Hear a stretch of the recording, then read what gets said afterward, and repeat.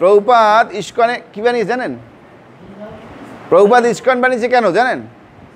Prabhupada ISKCON বানিয়েছে ভদ্রলোক বানানোর জন্য। ভদ্রলোকরা নেশা করে? হ্যাঁ, অভদ্ররা মাতালগুলো নেশা করে। মদখোর, চা খোর, বিড়ি খোর, কি বলা হয় ওদের? খোর বলা হয়, মানে ওরা হচ্ছে নেশায় মজে আছে। তাই ভদ্রলোকরা কখনো নেশা করে না? করে করে না। এটা হচ্ছে আমাদের ইস্কনের নিয়ম, ইস্কনের নো নেশা। দেখুন এখানে যদি এই যে 9 দিন ধরে যে প্রোগ্রাম হবে বা হচ্ছে চলছে, তা কী হয়েছে? এখানে আপনাদের কেউ এসে চা দিয়েছে, চা সেরেছে, এই আমার একটু চা খেয়ে যাও, এই এতক্ষণ বসেছো এখানে, আসো একটু চা খেয়ে যাও বলছে কেউ? বা পানের বাটা সাজিয়ে রাখছে, এই আসো পান খাও, পান খাও, দিয়েছে? দেয়নি। হ্যাঁ, চাও দেয়নি, পানও দেয়নি। না আনে বিড়ি খাও, বিড়ি খাও, আসো আসো বিড়ি খাও, হ্যাঁ দিয়েছে? তাও দেয়নি। কেন? এটা নেশামুক্ত পরিবার। প্রভুপাদ সেজন্য ভদ্রলোক বানাচ্ছে আমাদেরকে, কি যে আমাদের নেশা মুক্তি থেকে, এখানে নেশা থেকে মুক্ত করছে। দেখুন ইস্কনের কোনো ভক্ত, হ্যাঁ, যে ইস্কন থেকে দীক্ষা নিয়েছে, সে কখনোই নেশা করতে পারবে না, কারণ তার কাছে গুরুদেব এটা চেয়ে নিয়েছে, না এটা তুমি করতে পারো না, ছেড়ে দাও, এটা ছাড়লেই তুমি দীক্ষা নিতে পারবে ইস্কন। হ্যাঁ, এটা ভালো না খারাপ বলেন তো আপনারা? ভালো। সবাই এগ্রি তো? তাহলে আপনারাও কালকে থেকে ছেড়ে দেবেন কিন্তু, ঠিক আছে? না মনে করেন যে আপনি ডেইলি 5 বার খেতেন, 2 বার কমিয়ে দেন এক সপ্তাহে, 1 সপ্তাহে 2 বার কমিয়ে দেন, যে না এই সপ্তাহে 3 বার বেশি খাবো না চা। তারপরে সামনের সপ্তাহে কী করবেন? 3 বার খেতেন তো, আরও 2 বার কমিয়ে দেন, যে না আমি 1 টাইম খাবো সকালে, হ্যাঁ ঘুম থেকে এটে মুখ শুদ্ধি করবো চা দিয়ে।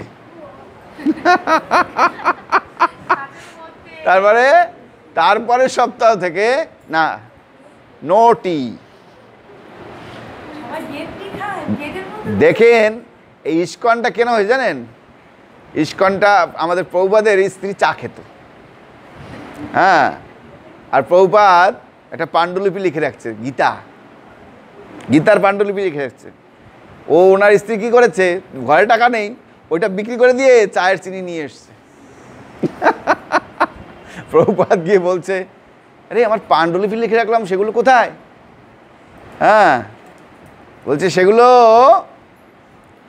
বিক্রি করে মা চা নিয়ে এসছে। প্রভুপাদ বলছে টি নামি, বলো তুমি কি চাও? হ্যাঁ, তখন সে মুখ বন্ধ করে আছে, বলছে মৌনতা সম্মতির লক্ষণ। আর কি করছে প্রভুপাদ? সেদিন বলছে আমি আর এই সংসারে থাকবো না। আর প্রভুপাদ বেরিয়ে এসছে বলেই ইস্কনের মতো একটা সুন্দর সংস্থা এই জগৎ তৈরি হয়েছে। আর আজকে কোটি কোটি মানুষ ভদ্রলোক হয়ে যাচ্ছে। মানুষ, এই যে আমাদের ভারতবর্ষের মানুষদেরকে অভদ্র কারা বানিয়েছে জানেন? ব্রিটিশরা। আগে ভারতবর্ষের মানুষ একটু হুক্কা টুক্কা খেত, হ্যাঁ একটু হুক্কা টুক্কা খেত, হুক্কা হ্যাঁ, কিন্তু ব্রিটিশরা আসার পরে এই কি লম্বা লম্বা কাঠির মতো মোড়ানো সিগারেট দিয়েছে, খা খেয়ে দেখ মজা কেমন। চায় খাইয়েছে, না চা খা, হ্যাঁ মাংস খাইয়েছে, বিরিয়ানি বানিয়ে খাওয়াইছে, শিখিয়েছে মাংস খেতে। হ্যাঁ, ভারতবর্ষের মানুষের মদ খেত না, এরকম মদ ইংরাজি মদ খাওয়ানো শিখিয়েছে। হ্যাঁ, এগুলো ব্রিটিশরা এসে করেছে। কেন? ওরা হচ্ছে কলির চেলা, বুঝতে পারছেন? ওরা হলো কলির চেলা। ওরা কিন্তু আমাদের ভারত থেকে কিছু নিয়ে যায়নি, শুধু সম্পত্তি ছাড়া আমাদের সংস্কৃতির কিছু নিয়ে যায়নি। তা প্রভুপাদ যখন লন্ডন এয়ারপোর্টে দাঁড়িয়েছে, তখন একজন সাংবাদিক বলছে, মহারাজ হ্যাঁ আপনি এই বৃদ্ধ বয়সে এখানে কেন এসছেন? বলে কেন? বলে হ্যাঁ ভালো, সবাই আসে আমাদের কাছে ভিক্ষা টিক্ষা করার জন্য, তা আপনি এসছেন, হ্যাঁ ঠিক আছে আমরা আপনাদের কিছু দেবো। বলে দেখো আমি তোমাদের কাছে ভিক্ষা নেওয়ার জন্য আসিনি। বলে তাহলে কেন এসছেন? বলে নিতে আসি নাই, দিতে আসছি। বলে কি দিতে আসছেন? আমাদের আছে কি? ভিখারির দেশে কি আছে? বলে দেখো, যেই ভারত তোমরা লুট করে নিয়ে এসছো, ভারতের কাছ থেকে সমস্ত সম্পত্তি তোমরা হরণ করে নিয়ে এসছো, লুট করছো, হ্যাঁ, কিন্তু একটা সম্পত্তি নিয়ে আসো নাই তোমরা। ভারতীয় যে সংস্কৃতি, ভারতের যে আধ্যাত্মিক জ্ঞান, সেটা তোমরা নিয়ে আসোনি। সেইগুলো দেওয়ার জন্য আমি এসেছি তোমাদের কাছে। বুঝতে পারছ? এবং প্রভুপাদ সেটা করিয়ে দেখিয়েছেন। এই নয় শুধু উনি মুখে বড় বড় কথা বলতেন, প্রভুপাদ করে দেখিয়েছে। সমস্ত বিশ্ববাসীকে উনি সঠিক নির্দেশনা দিয়েছেন ইস্কনের মাধ্যমে। দেখুন এখন সারা পৃথিবীর মানুষ, হ্যাঁ, বড় বড় মানুষ এখন ইস্কনের পিছিয়ে ঘুরছে। বড় বড় মানুষ, হ্যাঁ, পুরীতে আদানি আর ইস্কন মিলে হাজার হাজার লোককে খাওয়াচ্ছে এখন। এখন আদানিও ঢুকে গেছে ইস্কনের দিকে। হ্যাঁ, মমতা দিদি, হ্যাঁ, জগন্নাথ মন্দির বেরিয়েছে, দায়িত্ব দিয়েছে ইস্কনকে। বলছে না, আর কাউকে দেবো না, ইস্কনকে দেবো, ওরা ভালো করে করবে, তাহলে আমার নাম হবে। তো দেখুন, সবাই বুঝতে পারছে ইস্কন কি জিনিস, কিন্তু হৃদয়পুরের লোকেরা বুঝতে পারেনি এখনো।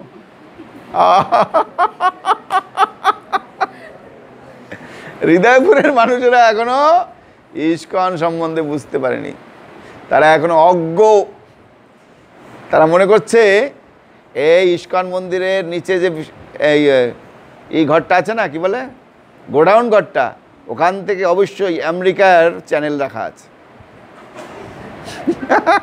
এখান থেকে সাধুরা সব আমেরিকা চলে যাচ্ছে, ওখান থেকে সব জিনিসপত্র নিয়ে এসে এখানে খাওয়াচ্ছে, আর কয়েকদিন পরে এটা পুরো আমেরিকার হয়ে যাবে। বোকা মানুষ। না, আগে মানুষ ভাবতো, মায়াপুরে যেত, মায়াপুরে যে নিচে আমাদের গোডাউন ঘর বা রান্নাঘর সবগুলো থাকতো, মন্দিরের নিচে আছে ওগুলো সব। হ্যাঁ, সাধুগুলো এখানে ঢুকছে, এখান থেকে ডাইরেক্ট আমেরিকায় করা আছে। হ্যাঁ, তো এরকম মোদিকেও অনেক কান ভাঙিয়েছে। ভাঙানোর পরে মোদি ঠিক মতো গিয়ে দেখছে না, এগুলো কোনো কিছু না, এরা ঠিকঠাক মতো ট্যাক্স দিচ্ছে, এরা ঠিকঠাক মতো হিসাব দিচ্ছে, এদের সমস্ত রেজিস্টার্ড আনরেজিস্টার্ড তারা কিছু করে না, মানে সমস্ত সিস্টেমের মধ্যে আছে। হ্যাঁ, এবং মানুষকে কোনো খারাপ শিক্ষাও দিচ্ছে না, তারা মানুষকে ভদ্রলোক বানিয়ে দিচ্ছে সমস্ত। ইস্কনে যারা আছে তারা কোনো নেশা করে না, তারা কোনো অবৈধ সঙ্গ করে না, তারা তাস পাশা জুয়া খেলে না, তারা মাছ লিখে না।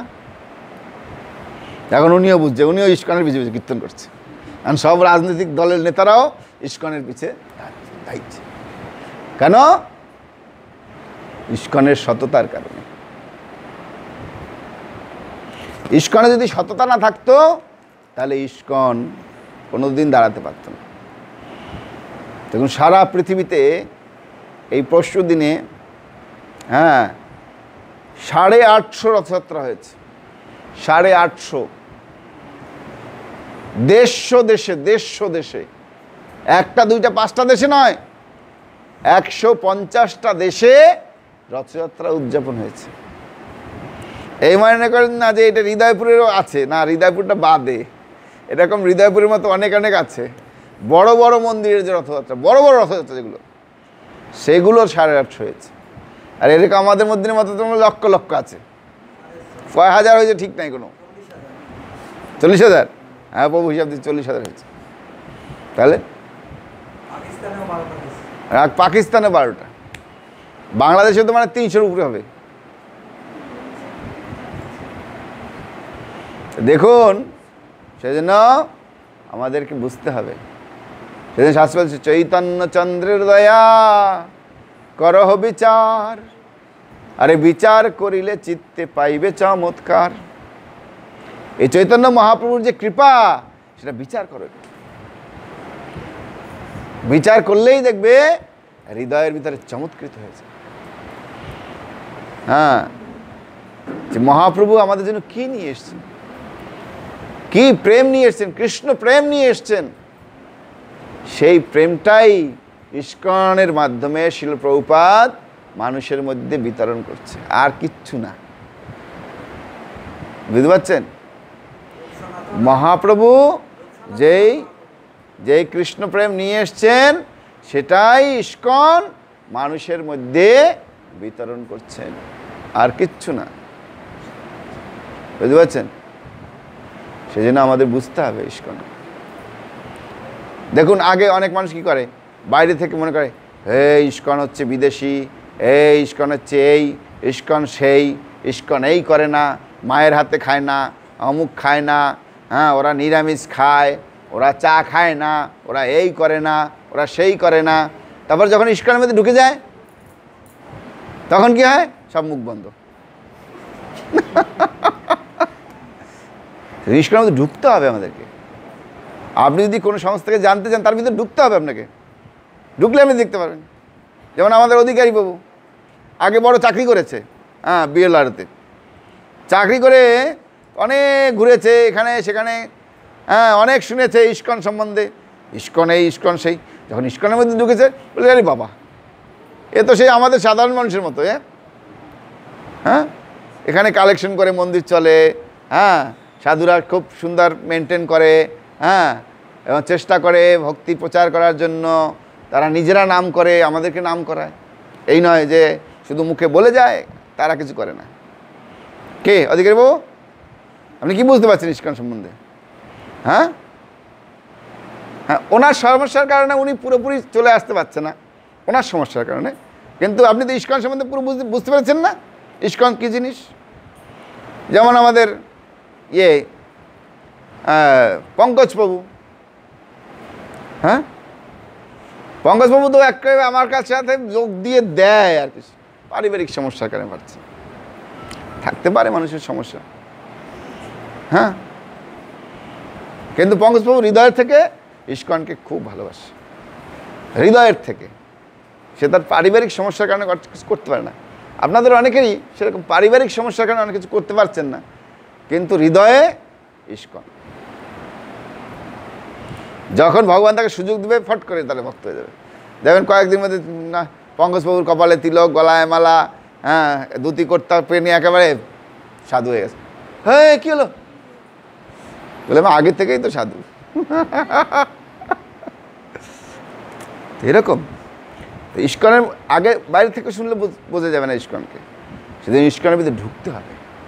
আপনি যখন ঢুকবেন তখন আপনি বুঝতে পারবেন। হ্যাঁ, এখানে 9 দিন আসলেন, প্রসাদ পেলেন, কথা শুনলেন, এতে আপনি বুঝতে পারবেন না।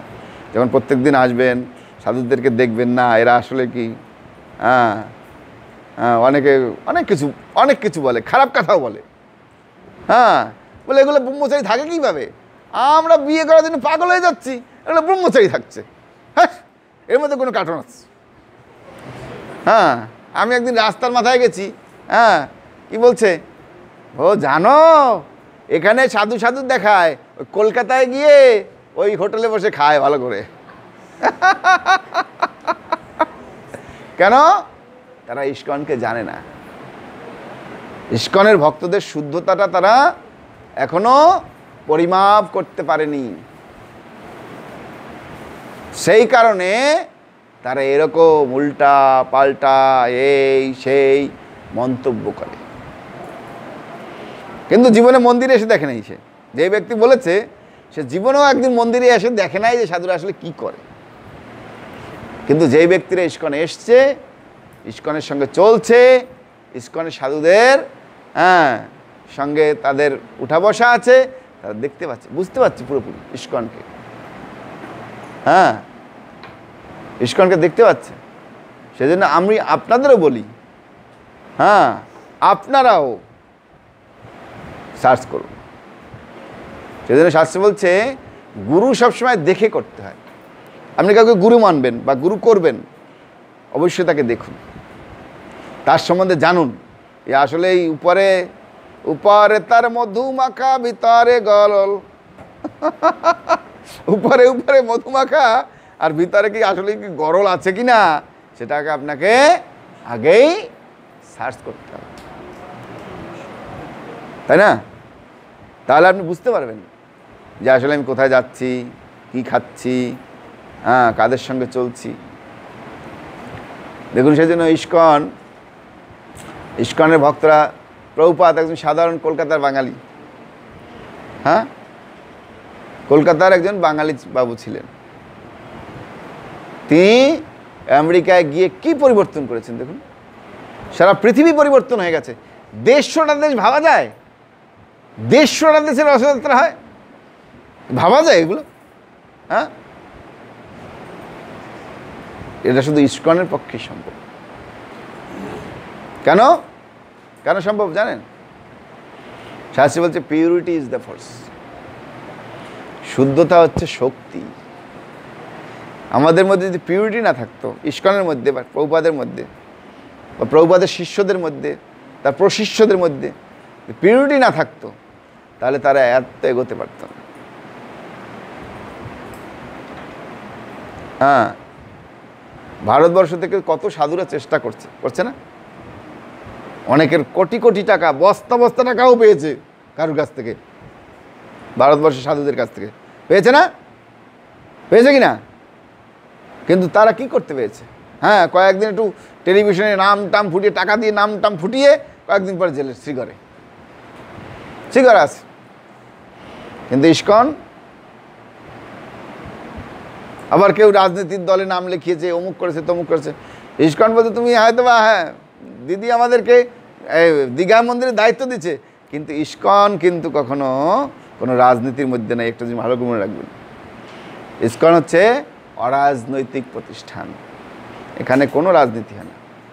হ্যাঁ, আমরা যারা ক্ষমতায় আসবে তাদেরকে আমরা সাহেব বানিয়ে রথ টান দেবো, আসুন বাবু আপনি রথ টানবেন আমাদের। হ্যাঁ, আমরা কাউকে বলবো না তুমি এখানে ভোট দাও, তুমি ওখানে ভোট দাও, তুমি এই করো, তুমি নো। এটা হচ্ছে অরাজনৈতিক প্রতিষ্ঠান। আপনার মত আপনি যেখানে খুশি দেবেন, সেটা আপনার ব্যক্তিগত ব্যাপার। এখানে আমাদের নো সে। হ্যাঁ, আমাদের সে আছে কি, ভালো মানুষকে ভোট দেবেন যাতে আপনার কল্যাণ হয়। বোঝা গেল? ইস্কন সম্বন্ধে বোঝা গেল কিছু? হ্যাঁ, ইস্কন কোনো রাজনৈতিক প্রতিষ্ঠান নয়, এটা হচ্ছে অরাজনৈতিক প্রতিষ্ঠান, ধর্মীয় প্রতিষ্ঠান। এখানে শুধুমাত্র ধর্ম শিক্ষা দেওয়া হয়। এই না আপনারা বলতে পারেন ইস্কন হচ্ছে হিন্দুদের প্রতিষ্ঠান, না, এটা হচ্ছে সনাতনী প্রতিষ্ঠান। এখান থেকে সনাতন ধর্মের শিক্ষা দেওয়া হয়, হিন্দু ধর্মের নয়। হিন্দু ধর্মের লোকেরা কি করে? কালী, দুর্গা, শিব, মনসা, তারপরে হ্যাঁ যা যা আছে সমস্ত দেবতার পূজা করে হিন্দু ধর্মের লোকেরা, তাই না? কিন্তু ইস্কন কার পূজা করে? International society for Krishna consciousness. এখানে শুধুমাত্র কৃষ্ণ ভাবনা হয়, এখানে কোনো দেবী দেবার পূজা হয় না। অনেকে বলে ইস্কনরা হিন্দু না, হিন্দু না। না, আমরা বলি আমরা হিন্দু না, আমরা সনাতনী, আমরা হিন্দু।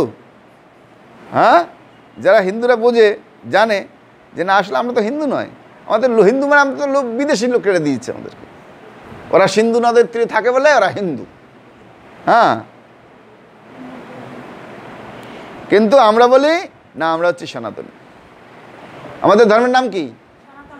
তাহলে আমরা হিন্দু কোথা থেকে বললাম? হ্যাঁ হ্যাঁ, হিন্দু হয়ে গেছি আমরা, লোকের কথা। হ্যাঁ, কিন্তু আমরা হচ্ছি প্রকৃত সনাতনী। সনাতন ধর্মের শিক্ষা নিয়ে আমরা বাঁচছি।